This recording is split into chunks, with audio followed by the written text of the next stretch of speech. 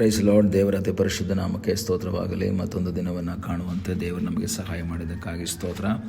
ಆತನು ಮಾಡಿದೆಲ್ಲ ಉಪಕಾರಗಳಿಗಾಗಿ, ಎಲ್ಲ ಆಶೀರ್ವಾದಗಳಿಗಾಗಿ ದೇವರಿಗೆ ಸ್ತೋತ್ರವನ್ನು, ಮಹಿಮೆಯನ್ನು ಸಲ್ಲಿಸ್ತಾ ಇದ್ದೇನೆ. ಇಂದಿನ ವೇದ ಅಧ್ಯಯನಕ್ಕಾಗಿ ಒಂದು ವಾಕ್ಯವನ್ನು ಓದಿಕೊಳ್ಳೋಣ. ದಾನಿಯೇಲ್ ಪ್ರವಾದನೆ ಗ್ರಂಥ 6ನೇ ಅಧ್ಯಾಯ 22ನೇ ವಾಕ್ಯ. ಅರಸೆ, ಚಿರಂಜೀವಿಯಾಗಿರು. ನನ್ನ ದೇವರು ತನ್ನ ದೂತನನ್ನು ಕಳುಹಿಸಿ ಸಿಂಹಗಳ ಬಾಯಿಗಳನ್ನು ಬಂಧಿಸಿದನು. ಅವುಗಳಿಂದ ನನಗೆ ಯಾವ ಹಾನಿಯೂ ಆಗಲಿಲ್ಲ. ದಾನಿಯೇಲನ ಜೀವಿತವನ್ನು ನಾವು ಗಮನಿಸುವಂಥ ಸಮಯದಲ್ಲಿ ಯೌವನ ಕಾಲದಲ್ಲಿಯೇ ಸೆರೆವಾಸಕ್ಕೆ ಬಾಬೇಲಿಗೆ ಕರೆದೊಯ್ಯಲ್ಪಟ್ಟಂತಹ ದಾನಿಯೇಲನು ತಾನು ಎಲ್ಲಿಗೆ ತಲುಪಿದನೋ ಅಲ್ಲೂ ಸಹ ನಂಬಿಗಸ್ತನಾಗಿ ಜೀವಿಸಿದಂತಹ ಒಬ್ಬ ವ್ಯಕ್ತಿಯಾಗಿದ್ದನು. ಅಂಥ ಸಂದರ್ಭಗಳಲ್ಲಿ ದೇವರು ಅವನನ್ನು ಉನ್ನತ ಸ್ಥಾನಕ್ಕೆ ಏರಿಸಿದನು.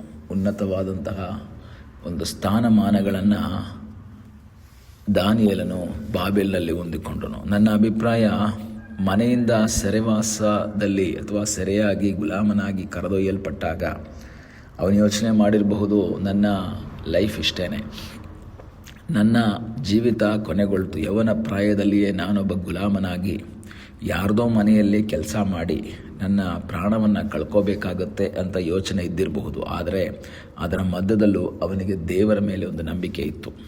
ದೇವರನ್ನು ಆಶ್ರಯಿಸುವುದನ್ನು ಬಿಡಲಿಲ್ಲ. ದೇವರ ಮೇಲಿರುವಂತಹ ಭಯಭಕ್ತಿಯನ್ನು ಕಡಿಮೆ ಮಾಡಲಿಲ್ಲ. ಸನ್ನಿವೇಶಗಳು ಪ್ರತಿಕೂಲವಾದರೂ ಸಹ ಮರುಪ್ರಶ್ನೆಗಳನ್ನು ಕೇಳದೆ, ನಿರಾಶನಾಗದೆ, ಗುಣಗುಟ್ಟದೆ ದೇವರಿಗಾಗಿ ನಿಂತಹ ದಾನಿಯೇಲನನ್ನು ದೇವರು ಉನ್ನತ ಸ್ಥಾನಕ್ಕೆ ನಡೆಸಿದನು. ಈ ಬೆಳಗ್ಗೆ ವಾಕ್ಯವನ್ನು ಕೇಳುವಂಥ ದೇವರ ಮಗುವೆ, ನೀನು ದೇವರಿಗಾಗಿ ಜೀವಿಸ್ತಿರಬಹುದು. ದೇವರ ವಾಕ್ಯಕ್ಕನುಸಾರವಾಗಿ ಜೀವಿಸ್ತಾ ಇರುವಂಥ ಸಂದರ್ಭದಲ್ಲೂ ಸಹ ಇಕ್ಕಟ್ಟುಗಳು, ಸಮಸ್ಯೆಗಳು, ವೇದನೆಗಳು ನಿನ್ನ ಜೀವಿತವನ್ನು ತಾಂಡವ ಮಾಡಿದರೂ ಸಹ ನೀನು ನಿರಾಶೆ ಪಡಬೇಡ. ನಿನ್ನಲ್ಲಿರುವಂಥ ಭಕ್ತಿಯನ್ನು ಕಡಿಮೆ ಮಾಡದೆ, ಭಕ್ತಿಯಲ್ಲಿ ದೃಢವಾಗಿ ನಿಲ್ಲುವಂತಹ ಒಂದು ಮನಸ್ಸು ನಿನ್ನಲ್ಲಿರುವುದಾದರೆ ನಿನ್ನನ್ನು ಉನ್ನತವಾದ ಸ್ಥಳಕ್ಕೆ ನಡೆಸುವಂತಹ ಒಬ್ಬ ದೇವರು. ಹೀಗೆ ಅವನ ಭಕ್ತಿಯೇ ಅವನಿಗೆ ಮುಳುವಾಯಿತು ಎಂದು ಹೇಳುವ ಹಾಗೆ, ಅವನ ಪ್ರಾರ್ಥನೆಯೇ ಒಂದು ಮುಳುವಾಯಿತು ಎಂದು ಹೇಳುವ ಹಾಗೆ, ಇವನ ಪ್ರಾರ್ಥನೆಯೇ ಅನೇಕರಿಗೆ ಹೊಟ್ಟೆ ಕಿಚ್ಚನ್ನು ಉಂಟು ಮಾಡಿತು. ಅನೇಕರು ಇವನನ್ನು ಹೇಗಾದರೂ ಮಾಡಿ ಮುಗಿಸ್ಬಿಡಬೇಕು, ಪ್ರಾರ್ಥನೆಯ ಮೂಲಕ ಉನ್ನತ ಸ್ಥಾನಗಳಿಗೆ ಹೋಗ್ತಾ ಇದ್ದಾನೆ, ಇವನನ್ನು ಹೇಗಾದರೂ ಮಾಡಿ ಮುಗಿಸ್ಬೇಕು, ಇವನ ಸ್ಥಾನಮಾನಗಳನ್ನು ಇಳಿಸಬೇಕು ಅನ್ನೋ ಉದ್ದೇಶದಿಂದ ನಮಗೆಲ್ಲ ಸ್ಟೋರಿ ಗೊತ್ತಿದೆ. 30 ದಿನಗಳವರೆಗೆ ರಾಜನ ಬಳಿಯಲ್ಲಿ ಮಾತ್ರ ಪ್ರಾರ್ಥನೆ ಮಾಡಬೇಕೆಂಬ ನಿಯಮವನ್ನು ರಾಜನ ಕೈಯಿಂದ ಪಾಸ್ ಮಾಡಿಸ್ತಾರೆ. ಅದು ರಾಜನ ಮೇಲಿರುವಂಥ ಪ್ರೀತಿಯಿಂದಲ್ಲ, ದಾನಿಯೇಲನ ಮೇಲಿರುವಂಥ ದ್ವೇಷದಿಂದ. ಆದರೆ ದಾನಿಯೇಲನು 6:10ನೇ ವಾಕ್ಯದಲ್ಲಿ ಓದ್ತೀವಿ, ಅವನು ಯಥಾ ಪ್ರಕಾರ ತನ್ನ ಮನೆಗೆ ಹೋಗಿ ಪ್ರಾರ್ಥನೆ ಮಾಡ್ತಾ ಇದ್ದಾನೆ. ಅವನಿಗೊಂದು ವಿಷಯ ಗೊತ್ತು, ಯಾರೆಲ್ಲ ಪ್ರಯತ್ನ ಮಾಡಿದ್ರೂ ಪ್ರಾರ್ಥನೆ ಸೋಲಲ್ಲ. ಇಂದಲ್ಲ ನಾಳೆ ಪ್ರಾರ್ಥನೆಗೆ ಗೆಲುವಿದ್ದೇ ಇದೆ. ಪ್ರಿಯ ದೇವರ ಮಕ್ಕಳೇ, ಸಮಸ್ಯೆಗಳ ಮಧ್ಯದಲ್ಲಿ, ಇಕ್ಕಟ್ಟುಗಳ ಮಧ್ಯದಲ್ಲಿ ಪ್ರಾರ್ಥನೆಯನ್ನು ನಿಲ್ಲಿಸುವುದಲ್ಲ, ಪ್ರಾರ್ಥನೆಯನ್ನು ಮುಂದುವರಿಸುವುದು ಒಬ್ಬ ಭಕ್ತನ ಸ್ವಭಾವವಾಗಿರಬೇಕು. ಇಲ್ಲಿ ಅವನು ಪ್ರಾರ್ಥನೆ ಮಾಡ್ತಾನೆ.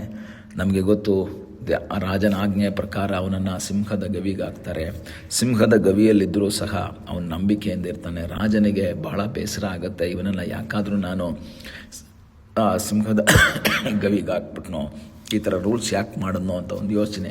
ಆದರೂ ಸಹ ಅವನಿಗೊಂದು ವಿಷಯ ಗೊತ್ತಿರುತ್ತೆ, ದೇವರು ನಿನ್ನನ್ನು ಉದ್ಧರಿಸಲಿ ಅಂತೇಳಿ ಆಶೀರ್ವಾದ ಮಾಡಿಬಿಟ್ಟೆಲ್ಲ ಏನು ಮಾಡ್ತಾನೆ, ರಾಜ ಹೋಗ್ತಾನೆ. ಬೆಳಗ್ಗೆ ಬೇಗನೆ ಬರ್ತಾನೆ. ಬಹಳ ದುಃಖದ ಧ್ವನಿಯಿಂದ ಬಂದು ಕೇಳ್ತಾನೆ, ದಾನಿಯೇಲನೇ, ನೀನು ಬದುಕಿದೆಯೇನಪ್ಪ, ನೀನಿದೆಯಾ ಇಲ್ಲಿ ಅಂತ ಕೇಳಿದಾಗ ದಾನಿಯೇಲ್ ಹೇಳುವಂತಹ ಒಂದು ಮಾತನ್ನೇ ನಾವು ಓದಿದ್ವಿ, ಅರಸೇ, ಚಿರಂಜೀವಿಯಾಗಿರು. ನೀನು ಚಿರಂಜೀವಿಯಾಗಿರು. ಯಾಕೆ ಗೊತ್ತಾ, ನನ್ನ ದೇವರು ತನ್ನ ದೂತನನ್ನು ಕಳುಹಿಸಿ ಸಿಂಹಗಳ ಬಾಯನ್ನು ಬಂಧಿಸಿದನು. ಯಾವ ಸಿಂಹವನ್ನು ದಾನಿಯೇಲನನ್ನು ತಿನ್ನಬೇಕೆಂಬುದಾಗಿ ಸಿದ್ಧ ಮಾಡಿಟ್ಟಿದ್ದರೋ ಆ ಸಿಂಹಗಳ ಬಾಯನ್ನು ದೇವರು ಬಂಧಿಸಿದರು. ಕಾರಣ ಏನು ಅಂತೇಳಿದ್ರೆ, ಸಿಂಹವನ್ನು ತಂದಾಕುವುದಕ್ಕೆ ವಿರೋಧಿಗಳಿಗಾಯಿತು, ಅದಕ್ಕೆ ಆಹಾರ ಕೊಡದೇ ಇರೋದಕ್ಕೆ ಅವರಿಗಾಯಿತು. ಆದರೆ ಸಿಂಹಗಳನ್ನು ಸೃಷ್ಟಿ ಮಾಡಿದಂತಹ ಪರಲೋಕದ ದೇವರು ಮೇಲಿದ್ದಾನೆಂಬುದನ್ನು ಅವರು ಮರೆತು ಬಿಟ್ಟರು.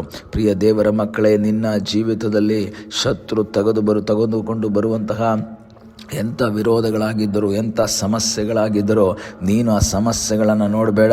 ಆ ಸಮಸ್ಯೆಗಳನ್ನು ಪರಿಹಾರ ಮಾಡುವ ಸರ್ವಶಕ್ತನಾದ ದೇವರ ಮುಖವನ್ನು ನೀನು ನೋಡುವುದಾದರೆ ನಿನಗಾಗಿ ಅದ್ಭುತವನ್ನು ಮಾಡುವಂತಹ ಒಬ್ಬ ದೇವರಾಗಿದ್ದಾನೆ. ದಾನಿಯೇಲ್ ಹೇಳ್ತಾ ಇದ್ದಾನೆ, ಸಿಂಹಗಳು ಇಲ್ಲಿದ್ದಾವೆ ಸರಿ, ಅದು ಹಸಿದಿದ್ದಾವೆ ಸರಿ, ಆದರೆ ಅದು ಬಾಯಿ ತೆರೆಯುವುದಕ್ಕೆ ನನ್ನ ದೇವರು ಬಿಟ್ಟಿಲ್ಲ. ಅದು ನನ್ನನ್ನು ನೋಡಿ ತಿನ್ನಬೇಕು ಅಂತ ಆಸೆ ಇದೆ, ಆದರೆ ದೇವರ ಅನುಮತಿ ಕೊಡಲಿಲ್ಲ. ದೇವರು ಅದರ ಬಾಯನ್ನು ಬಂಧಿಸಿಟ್ಬಿಟ್ರು, ಅದಕ್ಕೆ ಬೀಗ ಜಡಿದ್ಬಿಟ್ರು.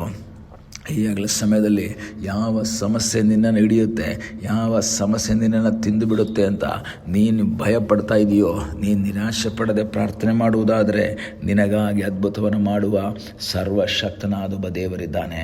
ನಿನಗಾಗಿ ಬಿಡುಗಡೆಯನ್ನು, ಜಯವನ್ನು ಕೊಡುವ ಸರ್ವಶಕ್ತನಾದ ಒಬ್ಬ ದೇವರಿದ್ದಾನೆ. ನಂಬಿಕೆಯನ್ನು ಕಳೆದುಕೊಳ್ಳಬೇಡ, ನಿರಾಶನಾಗಬೇಡ. ಪ್ರಾರ್ಥನೆ ಮಾಡುವಂತಹ ದೇವರ ಮಗುವೇ ನಿನಗಾಗಿ ಅದ್ಭುತವನ್ನು ಮಾಡುವ ಸರ್ವಶಕ್ತನಾದ ಒಬ್ಬ ದೇವರಿದ್ದಾನೆ. ಕಣ್ಣುಗಳನ್ನ ಮುಚ್ಚೋಣ, ದೇವರ ಸನ್ನಿಧಾನದಲ್ಲಿ ಪ್ರಾರ್ಥಿಸೋಣ. ನಮ್ಮನ್ನು ಬಹಳವಾಗಿ ಪ್ರೀತಿ ಮಾಡುವ ಪರಲೋಕದ ತಂದೆಯಾದ ದೇವರೇ, ಈ ಸಮಯಕ್ಕಾಗಿ ಸ್ತೋತ್ರ. ಈ ಸಮಯದಲ್ಲಿ ಮತ್ತೊಂದು ಆವರ್ತಿ ನಿನ್ನ ಸನ್ನಿಧಾನದಲ್ಲಿ ನಾವು ಬಂದಿದ್ದೇವೆ. ತಲೆಬಾಗಿರುವಂಥ ನಿನ್ನ ಮಕ್ಕಳನ್ನು ಆಶೀರ್ವಾದ ಮಾಡಪ್ಪ. ಯಾವ ವಿಷಯದಲ್ಲಿ ವೇದನೆಯಲ್ಲಿ ಸಿಕ್ಕಿಕೊಂಡಿದ್ದಾರೋ ಅದರ ಮಧ್ಯದಲ್ಲಿಯೇ ಆ ಪ್ರತಿಕೂಲಗಳನ್ನು ಅನುಕೂಲ ಮಾಡುವ ಸರ್ವಶಕ್ತನಾದ ಒಬ್ಬ ದೇವರು ನೀನಾಗಿದ್ದಿ ಎಂಬುದಾಗಿ ನಾವು ನಂಬಿದ್ದೇವೆ. ನೀನು ಅವರ ಜೀವಿತದಲ್ಲಿ ಅದ್ಭುತವನ್ನು ಮಾಡು ಕರ್ತನೆ. ಪ್ರಾರ್ಥನೆಯನ್ನು ಕೇಳಿದ್ದಕ್ಕಾಗಿ ನಿನಗೆ ಸ್ತೋತ್ರ. ಯೇಸುವಿನ ಮುದ್ದಾದ ಹೆಸರಿನಲ್ಲಿ ಬೇಡಿಕೊಳ್ಳುತ್ತೇವೆ ತಂದೆಯೇ, ಆಮೇನ್. God bless you.